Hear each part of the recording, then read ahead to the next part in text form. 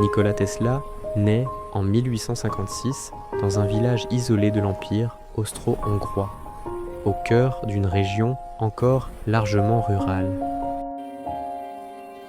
Son père est prêtre, sa mère inventrice autodidacte, capable de créer des outils sans aucune formation technique. Très jeune, Tesla observe les orages et ressent une fascination profonde pour l'électricité naturelle. Il affirme voir des images mentales extrêmement précises, comme des machines projetées dans son esprit. Ces visions sont si détaillées qu'il peut les faire fonctionner mentalement. Contrairement aux autres ingénieurs, Tesla dessine très peu. Il conçoit ses inventions entièrement dans sa tête. Cette capacité lui permet d'aller très vite, mais l'isole des autres. À l'école, ses professeurs sont à la fois impressionnés et inquiets. Tesla dort très peu et travaille sans relâche.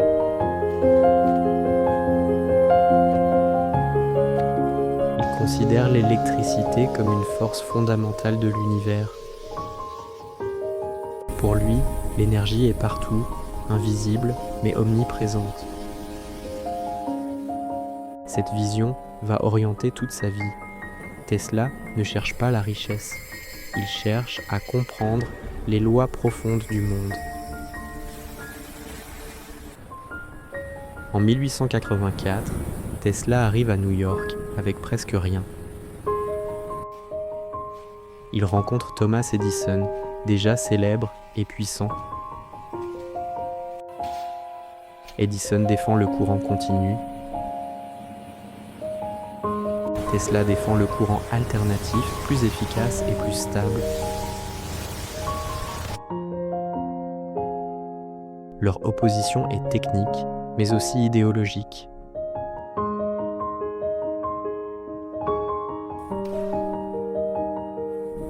Edison ridiculise publiquement le courant alternatif.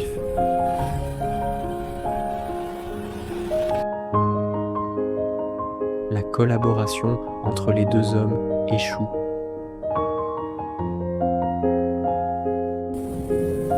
Tesla quitte Edison, déçu mais déterminé. Il traverse une période de grande pauvreté. Il travaille parfois comme simple ouvrier.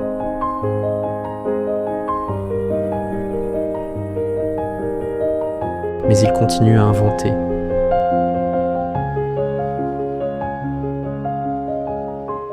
Ces démonstrations électriques fascinent le public.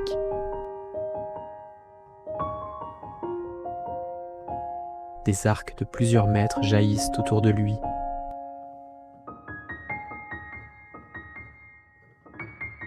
Tesla devient célèbre, mais reste profondément incompris. À la fin du XIXe siècle, la guerre change de nature. Les armes deviennent industrielles et massivement destructrices. Tesla est profondément choqué par cette évolution. Il refuse que la science serve uniquement à tuer. Il commence à réfléchir à une solution radicale. Et si la guerre devenait impossible? Tesla imagine une défense absolue.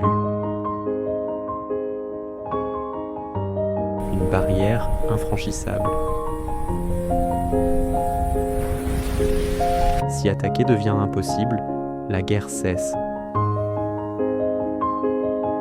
C'est le principe de la dissuasion totale.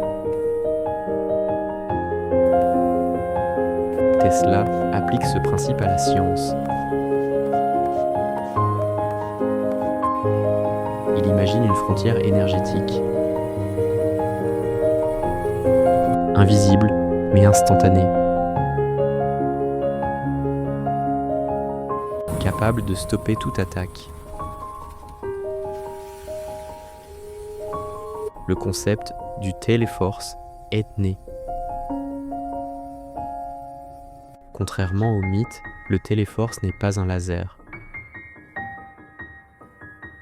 Tesla décrit un faisceau de particules chargées.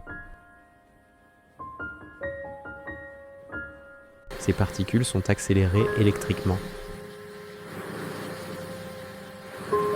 Le système repose sur des tensions extrêmement élevées. Plusieurs millions de volts. Tesla maîtrise déjà ces tensions avec ses bobines. Les particules circulent dans un tube partiellement sous vide. Le vide limite la dispersion du faisceau. Le rayon reste concentré sur de longues distances. À l'impact, l'énergie est libérée instantanément. La matière est ionisée. Le métal chauffe brutalement. Les structures se désagrègent. Sans explosion classique.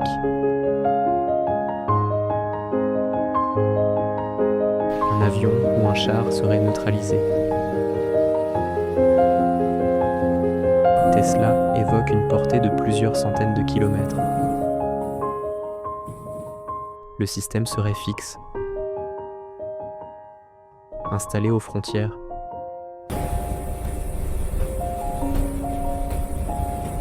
Impossible à déplacer.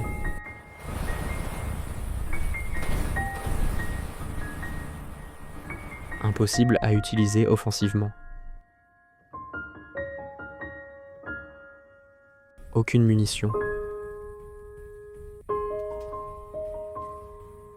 Aucun projectile.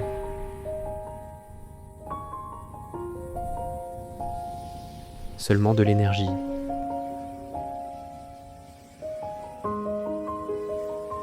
Une défense permanente.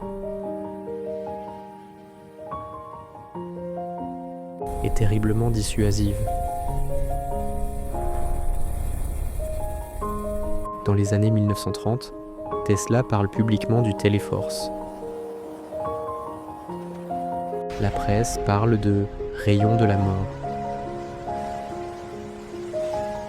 Tesla déteste ce terme. Il insiste sur l'aspect défensif. Mais la peur domine. Des gouvernements s'y intéressent. Certains veulent acheter ses plans. Tesla refuse.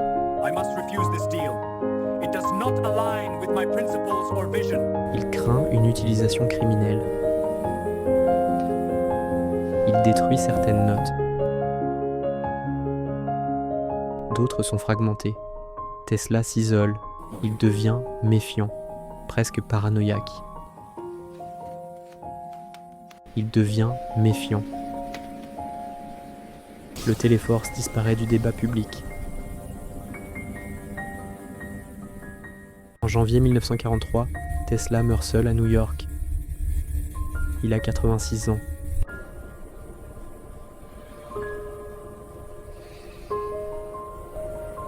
Quelques heures plus tard, le FBI intervient.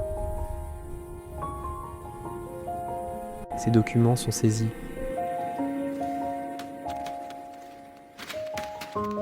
Au nom de la sécurité nationale, certains dossiers disparaissent. D'autres sont classifiés. Aucune preuve n'est rendue publique. Le mystère s'épaissit. Aujourd'hui, des armes à énergie existent. Mais aucune n'égale la vision de Tesla. Était-il trop en avance ou trop idéaliste? Le Teleforce pose une question essentielle. Le vrai danger n'est pas l'arme, mais celui qui la contrôle.